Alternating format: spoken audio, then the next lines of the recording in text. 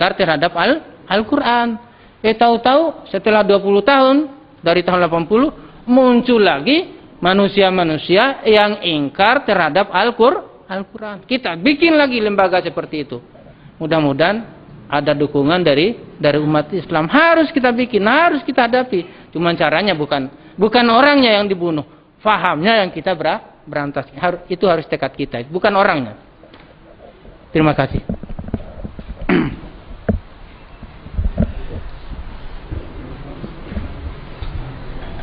Demikianlah jawaban kedua pembicara tadi dengan lengkap dengan data-datanya. Yang memang luar biasa data-datanya nih Pak ya. Saya ingat kata Ulil ya, dulu dia pernah mengatakan bahwa Pak Harto ini pemulung data. Ya, memang data-datanya. Dan ini barangkali Pak Amin ya, satu hal yang saya bisa tekankan dan bagaimana tanggapannya Pak. Tolak ukur kesesatan antara pemerintah dan agama Pak. Karena begini, biasanya kalau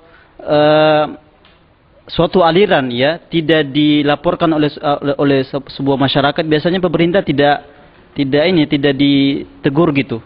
Ini nanti mungkin bisa Bapak berikan ininya. Dan untuk selanjutnya masih ada kesempatan ya, kita buka sekali lagi barangkali untuk tanya jawab. Kita akan ambil 3 penanya lagi. Saya jawab dulu. Oh ya. Ya, tolak ukur ya selesai. Iya Pak.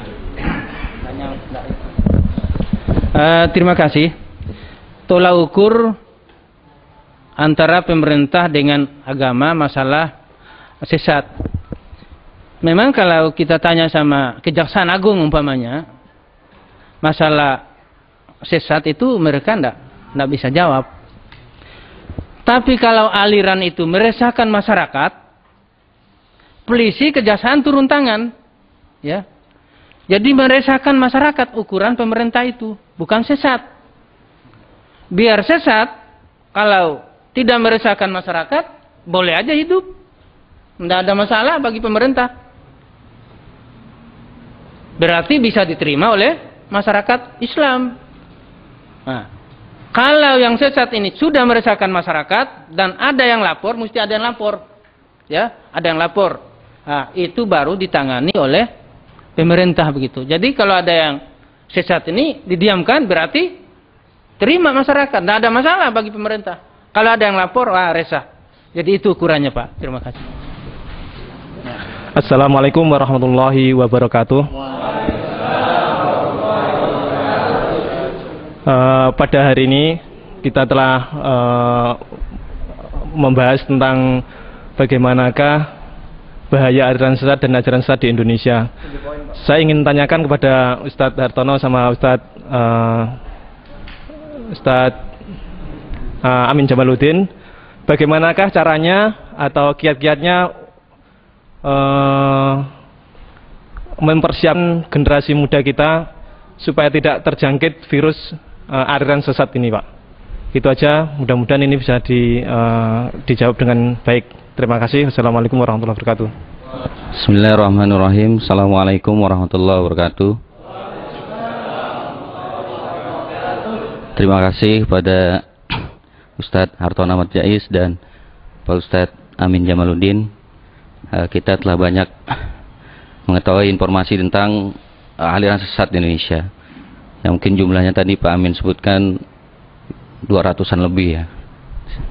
Yang ingin saya tanyakan lebih lanjut adalah, adakah aliran sesat di Indonesia ini yang terorganisir secara internasional?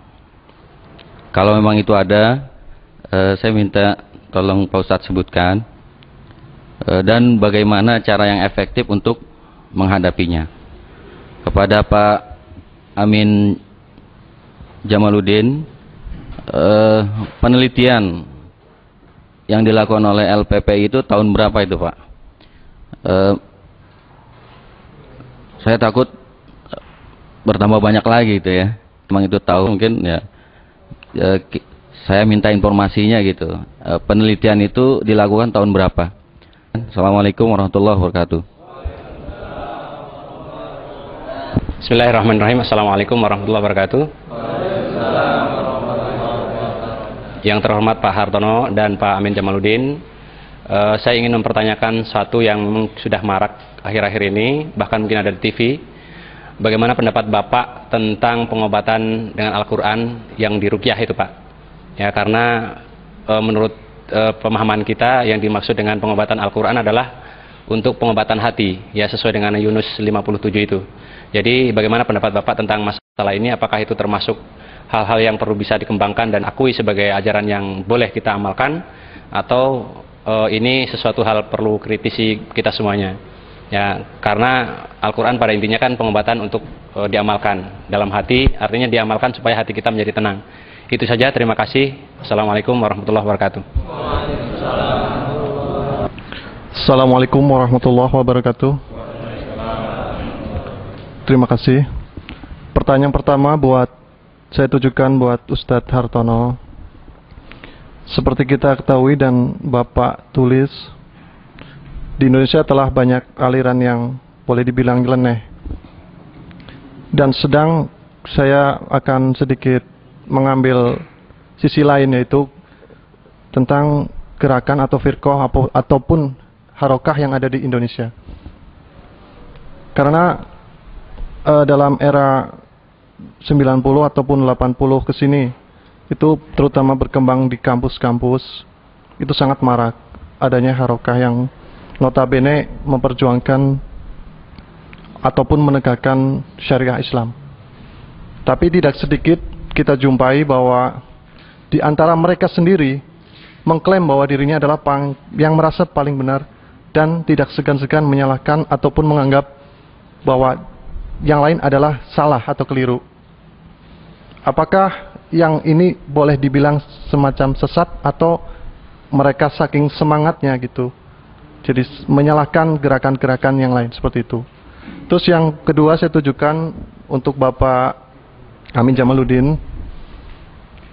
Tadi tolak ukurnya untuk istilahnya memberantas ataupun menangkap pelaku aliran-aliran sesat ataupun ajaran tersebut, itu kalau boleh dibilang udah dikategorikan meresahkan gitu ya. Jadi untuk yang saya tanyakan, seberapa efektivitasnya gitu? Karena yang kita ketahui sekarang di birokrasi pemerintahan pusat, ada tokoh-tokoh sekaliber Nurholis Majid atau Musid yang lain dan Ulil tuh, yang jelas-jelas mungkin sudah menyebarkan faham yang merusak akidah.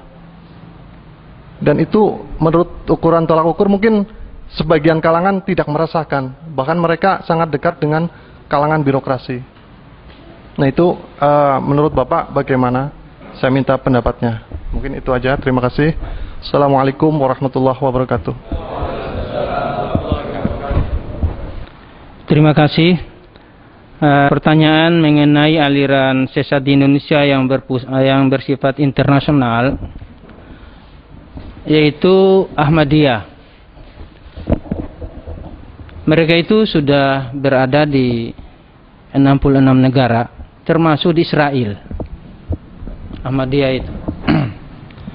Sehingga waktu terjadi pengerusakan di Lombok Timur oleh umat Islam sana dan di Kuningan oleh umat Islam Kuningan, Komnas HAM Indonesia mendapat protes dari Ahmadiyah Jepang, Ahmadiyah Jerman, dan Ahmadiyah Inggris.